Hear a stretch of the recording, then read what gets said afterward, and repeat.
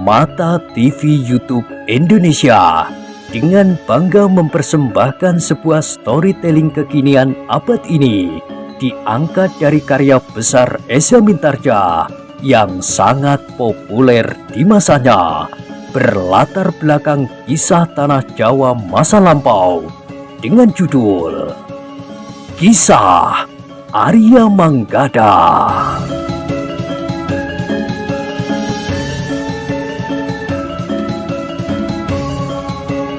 Pada kesempatan yang sangat baik ini, kita masuk pada episode yang ke-63.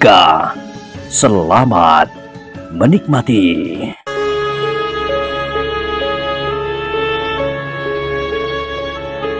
Pada episode sebelumnya telah diceritakan, Manggada dan Laksono termangu-mangu sejenak.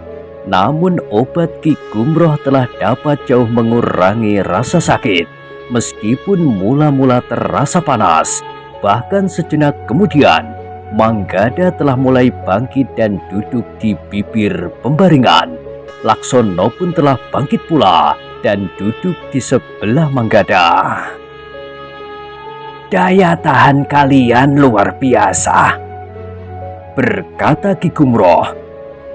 "Latihan-latihan yang berat telah membuat kalian mengatasi perasaan sakit yang mencekam tubuh kalian, serta kemampuan kalian mempertahankan kekuatan dan tenaga di dalam diri kalian, sehingga kalian masih mampu bangkit dan duduk seperti sekarang ini.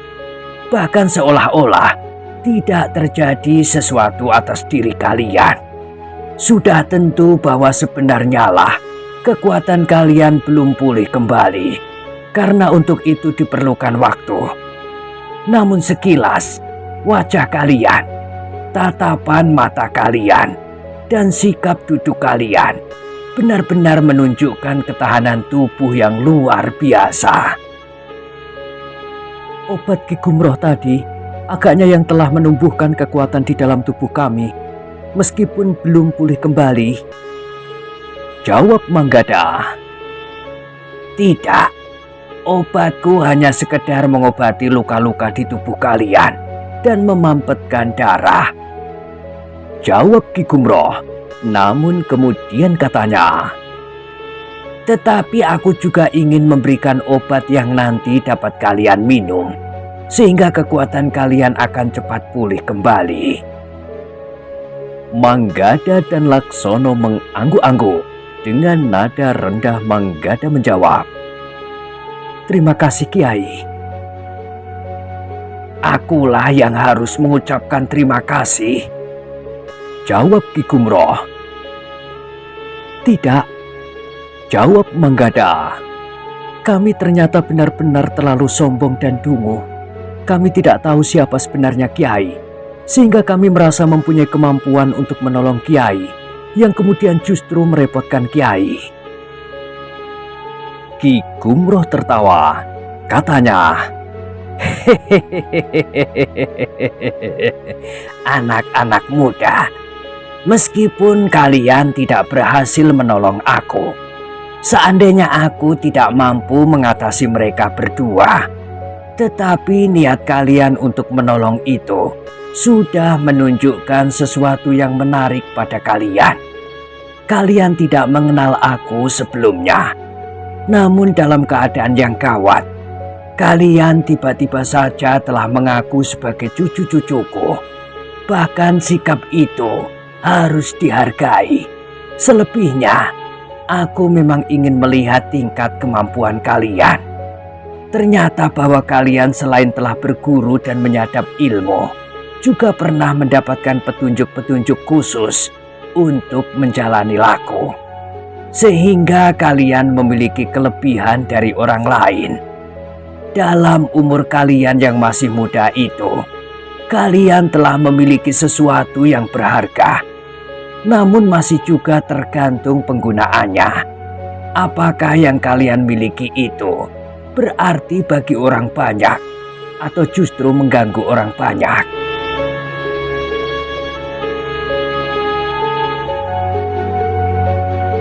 Manggada dan Laksono tidak menjawab Ketika mereka menarik nafas dalam-dalam, maka tulang-tulang mereka memang tidak lagi terasa terlalu sakit. Menurut Ki Gumroh, itu bukan karena obat yang ditaburkan pada luka-lukanya, tetapi justru karena daya tahan tubuh mereka sendiri.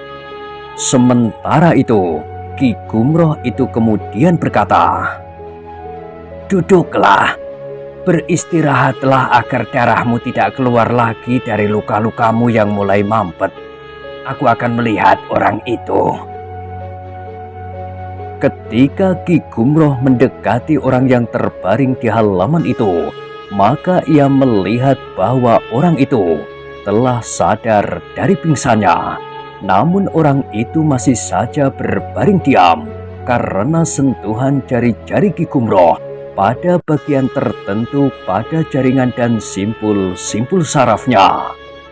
Demikian Ki Gumroh membuka bagian-bagian yang ditutupnya itu, maka orang itu pun telah menarik nafas dalam-dalam.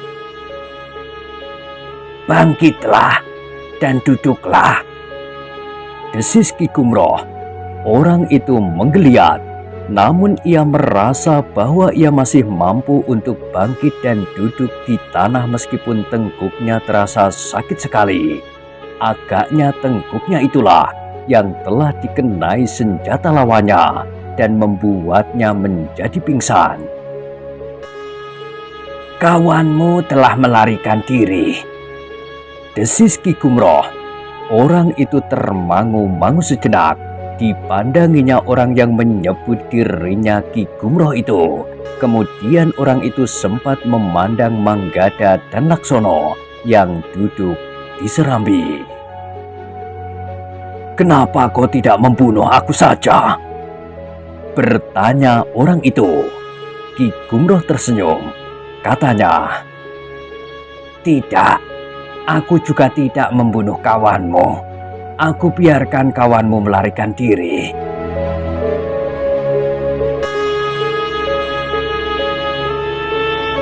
Orang itu termangu-mangu sejenak, namun ia pun kemudian bertanya, "Kenapa kau tidak membunuh kami? Bukankah kau tahu bahwa kami adalah orang yang sangat berbahaya bagimu? Bahkan seandainya kami mampu, kami tentu sudah membunuhmu dan membawa benda-benda berharga itu keluar dari rumahmu ini."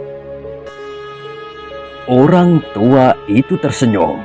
Katanya, "Sebenarnya untuk apa kami membunuh? Aku dan cucu-cucuku bukan pembunuh. Kami hanya sekedar mencegah usaha kalian untuk membawa benda-benda yang tidak berhak kalian bawa itu. Hanya itu." Orang itu menarik nafas dalam-dalam, tetapi ia benar-benar tidak mengerti kenapa orang tua itu tidak membunuhnya. Bahkan orang tua itu kemudian membantunya untuk berdiri sambil berkata, "Marilah, duduklah bersama cucu-cucuku itu." Orang itu berusaha untuk bangkit berdiri dan berjalan tertatih-tatih dibantu oleh Ki Gumroh ke serambi. Kemudian Ki Gumroh telah mempersilahkan orang itu untuk duduk di amben bambu di sebelah Manggada dan Laksono. Namun orang itu ternyata masih merasa bahwa masih ada anggota badannya yang tidak dapat bergerak sewajarnya. "Agaknya masih ada simpul saraf yang tertutup," berkata orang itu di dalam hatinya. Namun orang itu tidak bertanya kepada Ki Gumroh karena ia tidak yakin apakah keadaannya itu terjadi karena ia memang mengalami luka-luka di dalam tubuhnya.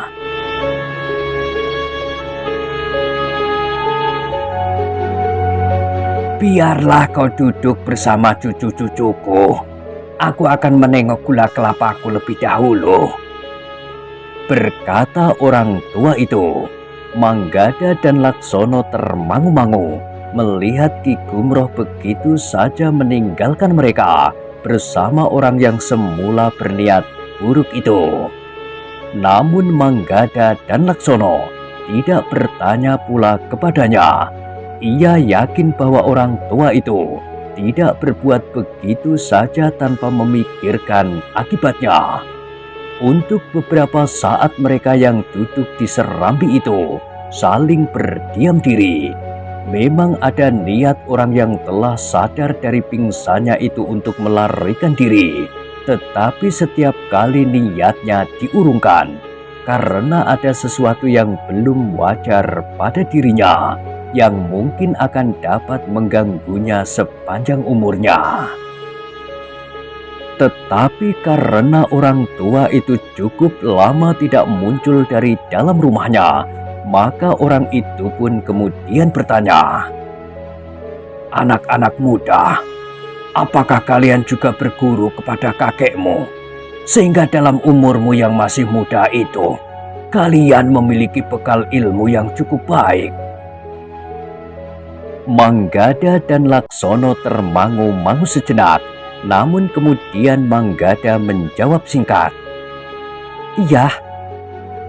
Tetapi orang itu masih bertanya, "Menilik penglihatanku, unsur-unsur gerak yang terdapat dalam ilmumu berbeda dengan unsur-unsur yang tampak pada kakekmu.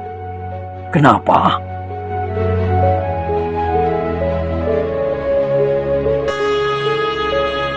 Sekali lagi Manggada dan Laksono termangu-mangu, tetapi Manggada pun kemudian menjawab, "Kami terlalu dungu untuk dapat menyesuaikan diri dengan tuntunan ilmu kakek." "Apakah kalian telah mengembangkannya sendiri?" bertanya orang itu. "Tentu tidak, tetapi kakek yang memiliki ilmu yang tinggi itulah yang mampu berbuat apa saja dengan ilmunya.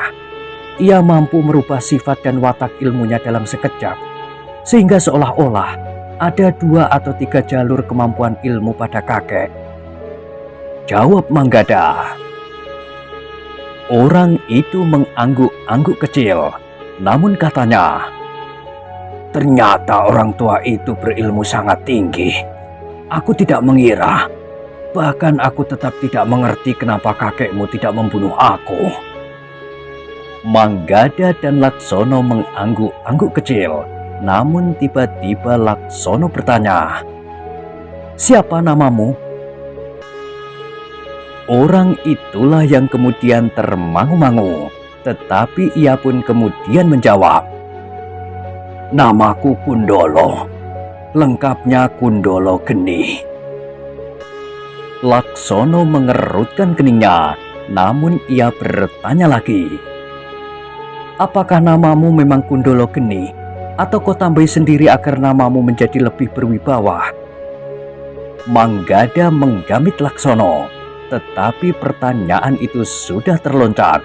Sambil menarik nafas panjang, orang itu menjawab, "Memang aku bernama Kundolo Geni mulai lahir.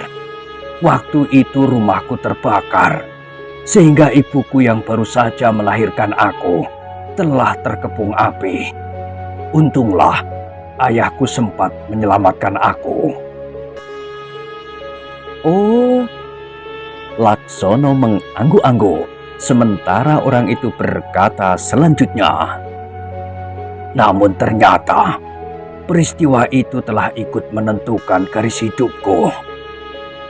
Laksono justru menjadi tertarik lagi untuk bertanya, namun sekali lagi Manggada menggamitnya, sehingga Laksono pun terdiam karenanya.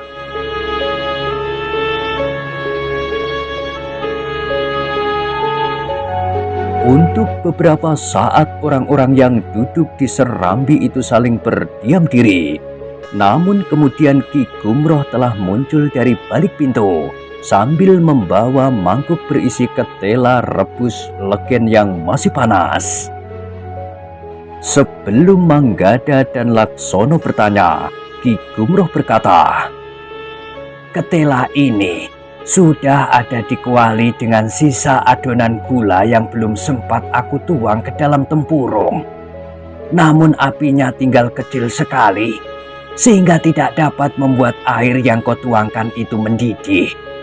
Baru kemudian, aku nyalakan lagi, sehingga ketela pohon ini telah masak. Karena itu, aku agak terlalu lama meninggalkan kalian." Ki Gumroh pun kemudian ikut duduk pula di serambi, sehingga mereka berempat sempat makan ketela pohon yang direbus dengan legen itu, sehingga menjadi manis sekali.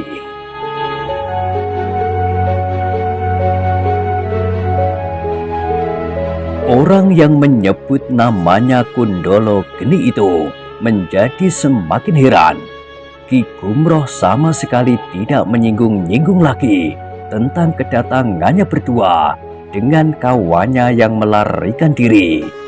Ki Gumroh tampaknya menganggap Kundolo itu sebagai tamunya saja. Bahkan kemudian orang tua itu berkata, "Duduklah, wedang serehku tentu sudah jadi pula."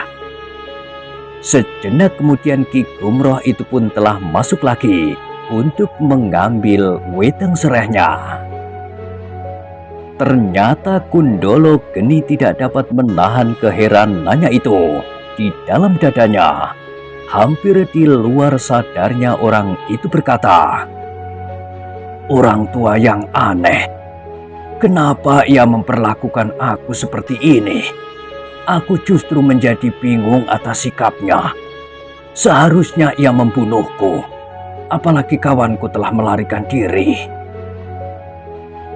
"Kakek sengaja tidak membunuhmu dan tidak pula membunuh kawanmu. Jika kakek mau, kawanmu tentu sudah menjadi mayat di sini," berkata Laksono. "Itulah yang tidak aku mengerti," desis Kundolo. Namun Manggada pun menyahut, "Kakek bukan seorang pembunuh. Bahwa ia harus berkelahi, ia tentu akan menjadi amat sedih. Semalam-malaman nanti, kakek tentu akan merenungi peristiwa yang baru saja terjadi. Kenapa ia masih harus berkelahi dalam usianya setua itu?" Kundolo mengangguk-angguk, sementara Manggada berkata selanjutnya, "Apalagi jika karena kecelakaan misalnya, kakek membunuh salah seorang dari kalian, maka kakek tentu akan sangat menyesali dirinya. Sepekan kakek akan tidak mau makan." Kundolo menarik nafas dalam-dalam. Katanya, "Bukan maksudku untuk memusuhi kakekmu, tetapi aku memang berada di bawah perintah seseorang, sehingga aku harus melaksanakannya." Lalu Kundolo menggeleng. Katanya, "Aku tidak akan mengatakannya. Bagaimanapun juga, aku mempunyai kewajiban untuk menyembunyikan nama itu." "Tetapi kau dapat dipaksa oleh kakek untuk menyebutnya," berkata Laksono. Orang itu terdiam pula. Ia memang tidak menjawab apa-apa, tetapi ia wajib bertahan untuk tidak berkhianat kepada orang yang telah memerintahkannya mengambil pusaka-pusaka itu. Pembicaraan mereka terputus ketika Ki Gumroh telah keluar lagi membawa wedang sereh dan beberapa mangkok kecil. Manggada yang bangkit untuk membantu Ki Gumroh membawa minuman dan mangkok-mangkok kecil itu masih menyeringai menahan sakit di punggungnya. Namun ketika ia mulai melangkah, maka perasaan sakit itu justru berkurang. Manggadalah yang kemudian meletakkan minuman itu di amben, sementara Ki Gumroh masih masuk lagi untuk mengambil gula kelapa. "Ini bukan gula yang aku buat hari ini," berkata Ki Gumroh, "tetapi gula yang aku buat kemarin. Aku belum sempat membawanya ke pasar." Demikianlah keempat orang itu justru duduk-duduk di serambi sambil minum minuman hangat dan makan ketela pohon yang direbus dengan legen kelapa. Namun beberapa saat kemudian, Kundolo itu tidak dapat duduk dalam perlakuan yang tidak dimengerti itu. Karena itu, maka ia pun bertanya, "Ki Gumroh, lalu apa maksud Ki Gumroh dengan aku? Apakah Ki Gumroh memperlakukan aku seperti ini, sekedar untuk mempermainkan aku, kemudian dibunuh dengan cara Ki Gumroh sendiri, atau apa?" "Jangan berprasangka buruk terhadap orang lain, Kisanak. Sudah aku katakan, aku bukan pembunuh," jawab Ki Gumroh. "Tugasku hanya menjaga benda-benda berharga itu. Jika benda-benda itu sudah aman dan dapat aku selamatkan, maka apakah perlu aku membunuh orang?" Tetapi orang-orang itu tentu orang-orang yang sangat berbahaya bagi Ki Gumroh. Aku dan kawanku dapat kembali lagi, bahkan bersama dengan 10 atau 20 orang, berkata Kundolo. Ki Gumroh menarik nafas dalam-dalam. Katanya, "Aku telah menyatakan kesediaanku untuk menjaga benda-benda yang berharga itu. Apapun yang terjadi, aku harus mempertahankannya. Tetapi untuk itu, aku tidak harus menjadi seorang pembunuh."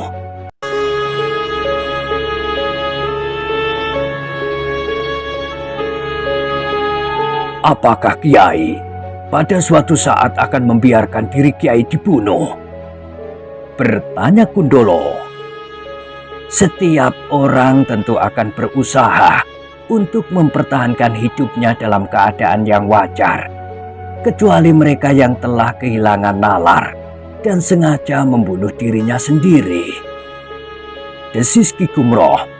Kundolo termangu-mangu sejenak, namun kemudian ia pun berkata, "Ki Gumroh, tampaknya Ki Gumroh belum tahu watak orang yang telah memerintahkan kami datang untuk mengambil benda-benda berharga itu.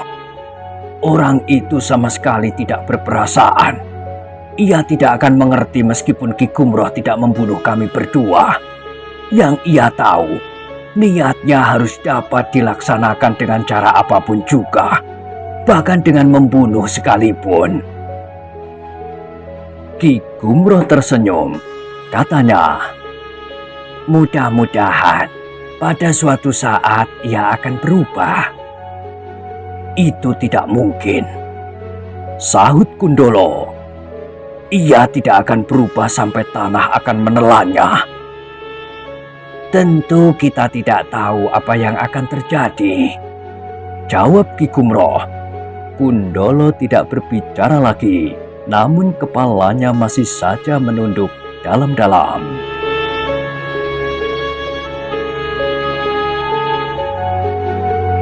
Sementara itu, Ki Gumroh telah mempersilahkan mereka mengulangi lagi makan ketela rebus legen yang masih tersisa, sambil minum minuman yang sudah menjadi semakin dingin. "Silahkan, aku akan melihat dapur sebentar," berkata orang tua itu sambil melangkah masuk ke dalam rumahnya. Kundolo menarik nafas dalam-dalam, hampir di luar sadarnya ketika ia kemudian berdesis, "Aku benar-benar tersiksa. Mungkin orang tua itu sengaja menyiksa aku dengan cara ini. Jika ia membunuhku, ia akan menganggap bahwa hukuman bagiku itu masih terlalu ringan." "Tidak," sahut Manggada. "Kakek benar-benar bukan seorang pembunuh. Jika ia ingin menyiksa, maka ia tidak akan membiarkan kawanmu terlepas dari tangannya. Sebenarnya ia dapat menangkap kawanmu, sebagaimana dilakukan atasmu. Jika kakek melempar kawanmu dengan gelang-gelang bajanya, maka ia tentu tidak akan sempat melarikan diri." "Aku benar-benar tidak mengerti," desis orang itu. "Namun aku akan menjadi semakin tersiksa jika pada suatu saat orang tua itu terbunuh oleh kawan-kawanku." "Kau dan kawan-kawanmu tidak akan datang lagi," desis Laksono. Jika hal itu dapat aku lakukan, aku akan merasa berbahagia sekali. Tetapi jika perintah itu datang, maka siapa yang menentang akan dibinasakan. Dan tentu saja aku tidak ingin mengalaminya. Karena seperti yang dikatakan oleh Ki Gumroh, tentu setiap orang berusaha mempertahankan hidupnya, kecuali jika terjadi sesuatu yang mengacaukan penalarannya. Jawab Kundolo. Manggada dan Laksono mengangguk-angguk. Keduanya mengerti perasaan orang yang menamakan dirinya Kundolo Geni itu.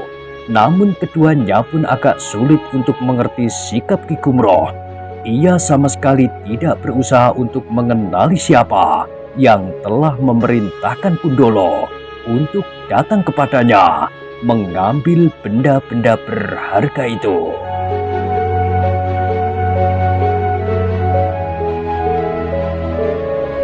Hanya belum, gumam mereka di dalam hatinya.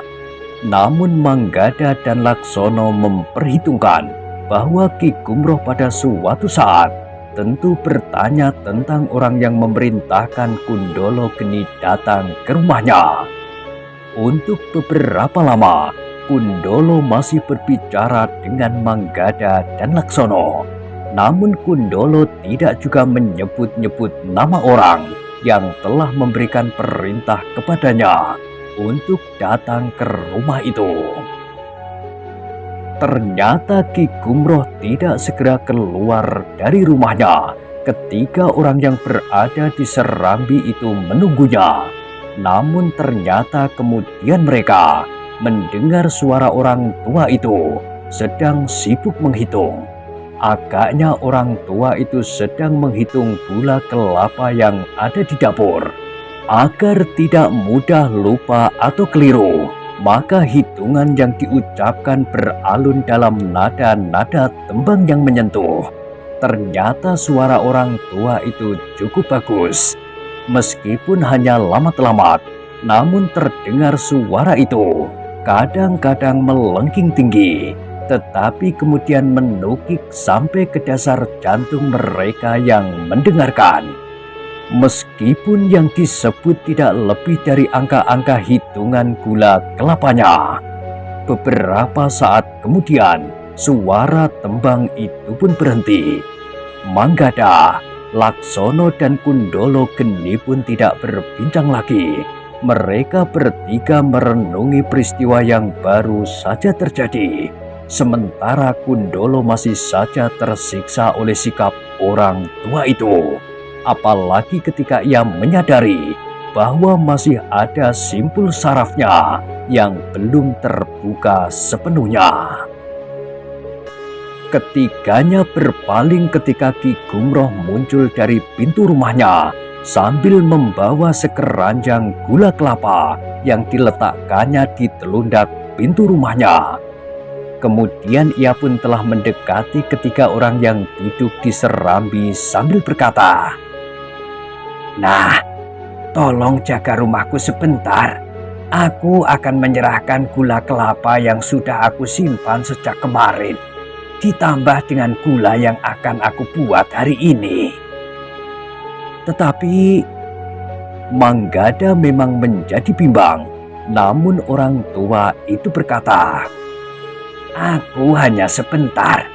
Gula ini akan aku bawa ke rumah sebelah yang memang berdagang gula kelapa. Jika sudah terkumpul sepedati, maka gula itu akan dibawa ke pasar." Bahkan sebelum pergi, orang tua itu mendekati Kundolo sambil berkata, "Ada yang masih tertinggal. Berdirilah." Kundolo mengerti yang dimaksud oleh orang tua itu. Simpul sarafnya yang masih tertutup agaknya akan dibuka. Karena itu, maka ia pun telah bangkit berdiri dan melangkah mendekati.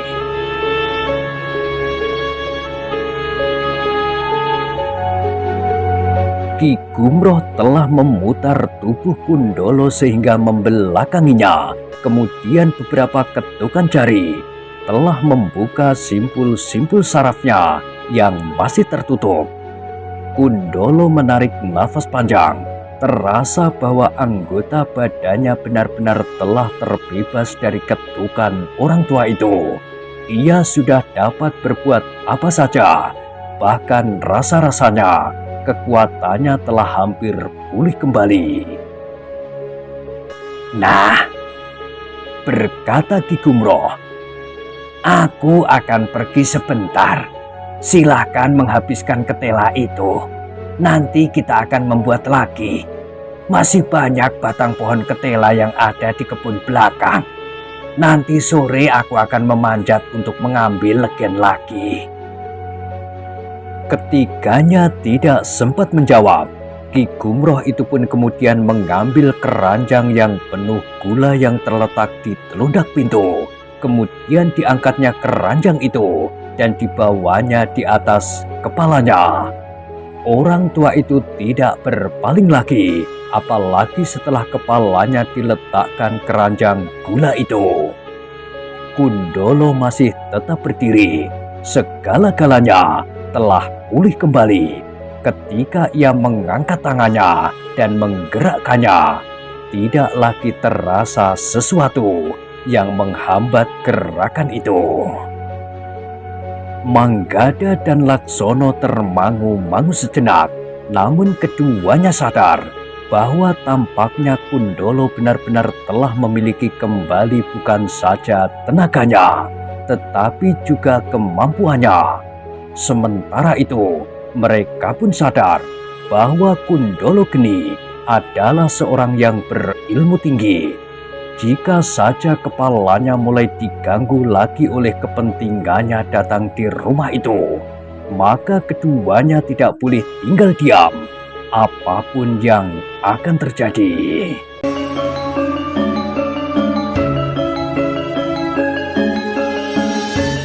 Nah, bagaimanakah kisah selanjutnya?